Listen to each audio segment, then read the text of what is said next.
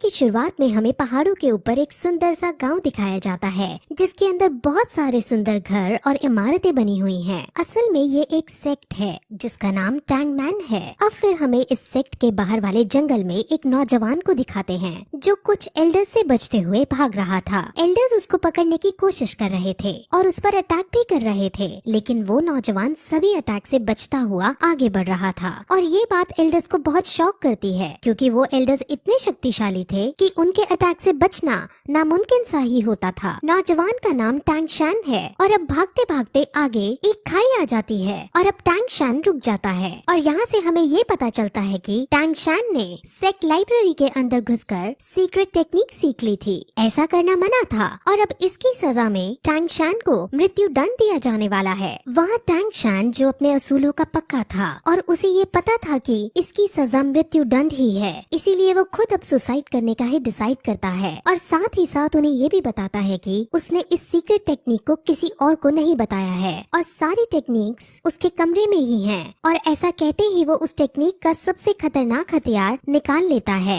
और सेक्ट के लीडर को समर्पित करता है, जिसके बाद वो अपने सारे कपड़े उतारता है क्योंकि वो टैंग सेक्ट से लिया हुआ सब कुछ वापस लौटा देना चाहता था और फिर खुद खाई से नीचे कूद जाता है। तभी सेक्ट लीडर उसे मरने से बचाने की भी कोशिश करता है, लेकिन टैंग शैन अपने इरादे का पक्का था और वो खाई में गिरकर अपने आप को मार डालता है। उसके मरते ही उसकी आत्मा अलग अलग दुनियाओं को क्रॉस करते हुए पैरेलल यूनिवर्स में चली जाती है और वहाँ वो एक नवजात शिशु के रूप में जन्म लेता है और उसका नाम भी वहाँ टैंग शैन ही रखा जाता है। उसे अब अपने पहले जन्म की सारी बातें और सारी टेक्निक्स याद होती हैं, जिस वजह से वो बचपन से ही उन टेक्निक्स को पहाड़ के ऊपर जाकर प्रैक्टिस करता है। इस दुनिया के अंदर डाउलो कॉन्टिनेंट है। इस दुनिया के अंदर हर कोई 6 साल की उम्र में अपनी एक स्पेशल एबिलिटी एक्टिवेट करता है। इस एबिलिटी का नाम स्पिरिट सोल है और स्पिरिट सोल को हासिल करने के बाद लोगों के पास अलग अलग तरह की एबिलिटीज आ जाती हैं। एक दिन जब वो पहाड़ से टेक्निक करते हुए वापस आ रहा होता है तो उसे पता चलता है कि इसी साल नए बच्चों की एबिलिटी जगाने के लिए एक स्पिरिट मास्टर उनके गाँव में आ रहे हैं। इस स्पिरिट मास्टर का नाम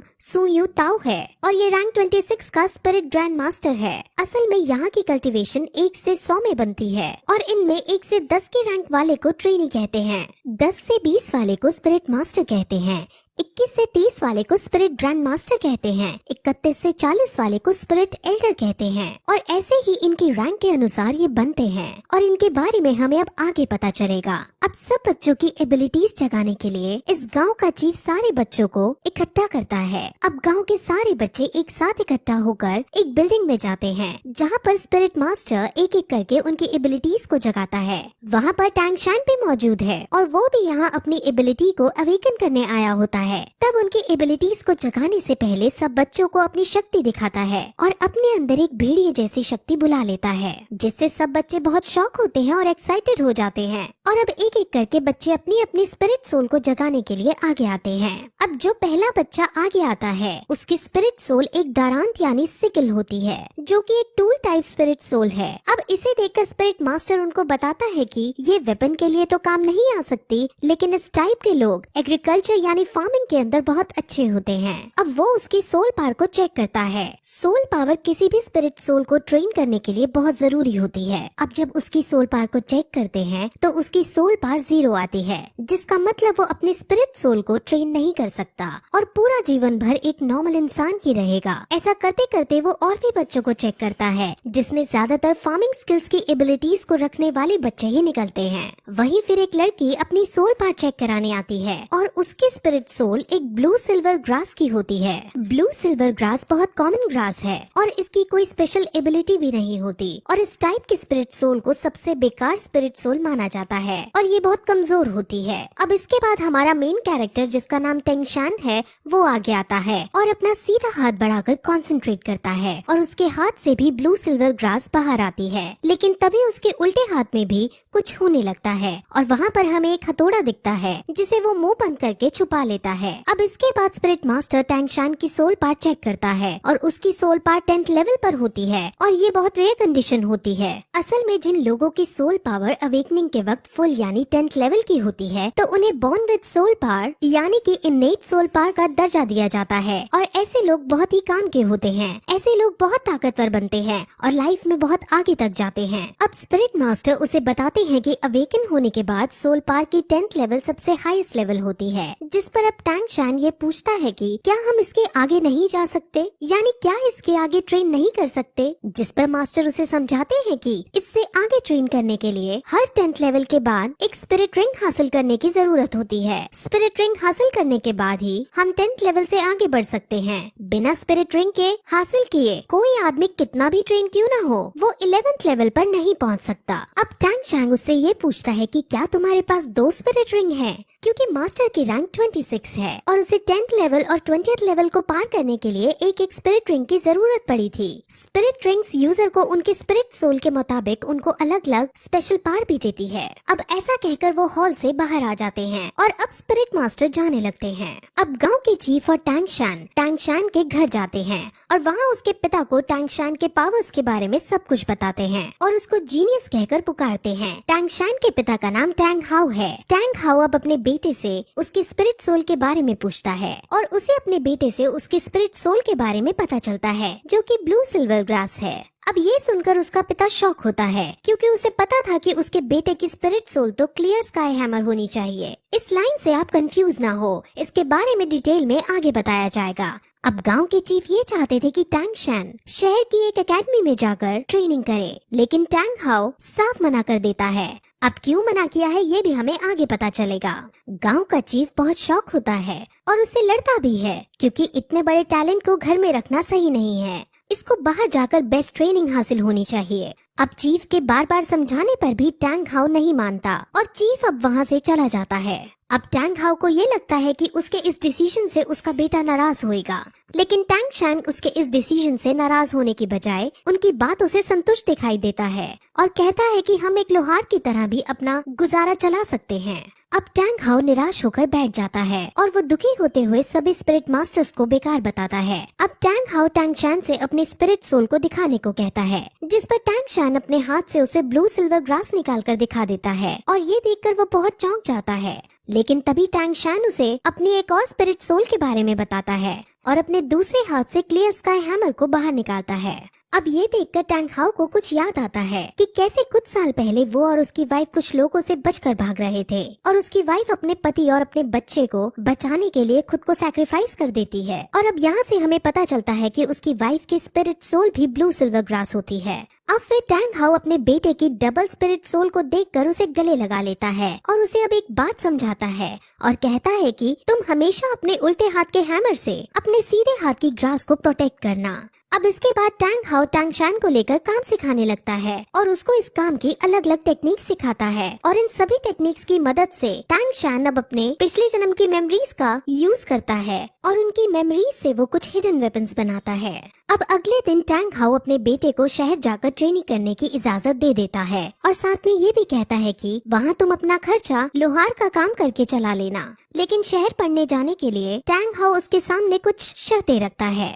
वो उसे कहता है कि तुम कभी भी अपनी हैमर स्पिरिट में कोई भी स्पिरिट रिंग ऐड नहीं कर सकते। दूसरी शर्त में उसे वो कभी भी अपनी हैमर स्पिरिट सोल को दिखाने के लिए मना करता है और साथ ही साथ किसी को भी अपना ये रहस्य कि उसके पास 2 स्पिरिट सोल हैं बताने से मना करता है और जब तक उसकी जान पर ना आए तब तक वो उसे हैमर स्पिरिट का भी इस्तेमाल करने से मना करता है। अब इन शर्तों पर एग्री करके टैंग शैन अपने सफर पर निकल जाता है। वो अब गांव के चीफ के पास जाता है और अब दोनों शहर के बड़े स्कूल में एडमिशन करवाने के लिए निकल जाते हैं। अब वो दोनों रास्ता पूछते हुए स्पिरिट मास्टर एकेडमी की तरफ जाते हैं, जहाँ पर उन्हें गेट कीपर रोक लेता है। अब चीफ उसे अपना पास दिखाता है जो उसको स्पिरिट मास्टर ने दिया था। गेट कीपर उस पास को चेक करता है और इस पास को वो फेक समझता है, क्योंकि इस पास पर ब्लू सिल्वर ग्रास लिखा था, लेकिन साथ ही साथ सोल पार को 10 रैंक का भी बता रखा था। अब ब्लू सिल्वर ग्रास का होना और 10th रैंक का होना ऐसा बहुत रेयर कंडीशन में ही पॉसिबल है और जिस छोटी जगह से ये लड़का आया है वहाँ पर इस रेयर चीज का होना पॉसिबल नहीं है। अब चीफ और गेट कीपर की बहस होने लगती है और उनकी बहस इस कदर पहुंच जाती है कि गेट कीपर चीफ पर हाथ उठा देता है, लेकिन तभी टैंग शैन उसके हाथ को पकड़ लेता है और उसको नीचे गिरा देता है। टैंग शान को अब बहुत गुस्सा आ चुका था और वो उसे मारने के लिए अपना हिडन वेपन एक्टिवेट कर देता है। लेकिन तभी एक आदमी वहाँ आता है और उन्हें रोकने की कोशिश करता है। इस आदमी को यहाँ पर सभी लोग ग्रैंड मास्टर कहते हैं और वो उनकी लड़ाई बंद करवाने के बाद उसको अंदर एडमिशन के लिए ले जाता है।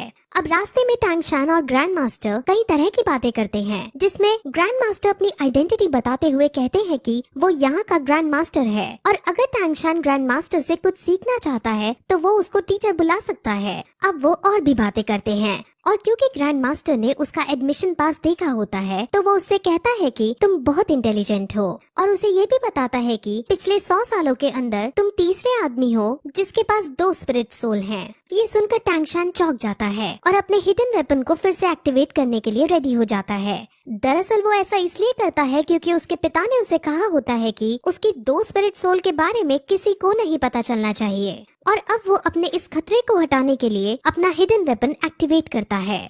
लेकिन तभी ग्रैंड मास्टर उसे अब ये बताता है कि आखिर उसे इन सब के बारे में कैसे पता चला।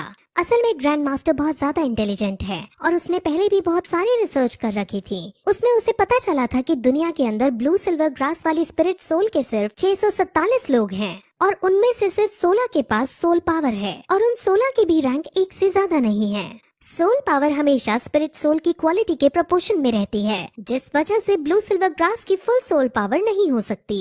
इसलिए ग्रैंड मास्टर श्योर है कि इसके पास 2 स्पिरिट सोल हैं। अब उनकी ये सब बातें सुनकर टैंग शान समझ जाता है कि ये ग्रैंड मास्टर बहुत समझदार आदमी है और वो तुरंत उसके सामने झुककर उन्हें अपना गुरु बनने के लिए प्रार्थना करता है और अब ग्रैंड मास्टर उसे अपने डिसाइपल के रूप में एक्सेप्ट कर लेते हैं। अब फिर वो दोनों स्कूल के अंदर प्रिंसिपल के पास जाते हैं और प्रिंसिपल उसका एडमिशन पास देखता है। उसे भी थोड़ा अजीब लगता है कि ये ब्लू सिल्वर ग्रास है लेकिन इसकी सोल पावर फुल है, लेकिन साथ में ग्रैंड मास्टर को देख वो उसको एडमिशन दे देता है।